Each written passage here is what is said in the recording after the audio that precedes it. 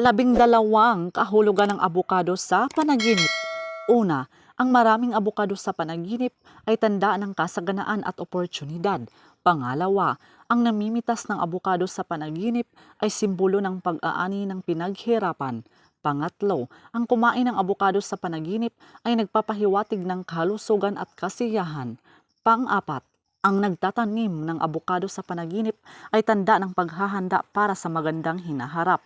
Panglima, ang hiniwang abukado sa panaginip ay simbolo ng paghahanda at pagpaplano. Pang-anim, ang binigyan ng abukado sa panaginip ay nangangahulugang biyaya o tulong mula sa iba. Pang-pito, ang bulok na abukado sa panaginip ay babala sa maling desisyon o kapahamakan. Pang-walo, ang hinog na abukado sa panaginip ay tanda ng tagumpay at kasaganaan.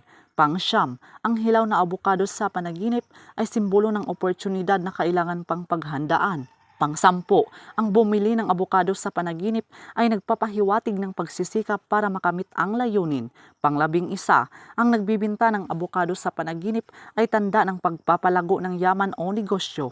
Pang-12, ang itinapo na abukado sa panaginip ay nangangahulugang pag-aaksaya o pagtalikod sa oportunidad. So yun lang po mga kaibigan. So please do subscribe and hit the notification bell para ma-update po kayo sa susunod na mga videos. Maraming salamat.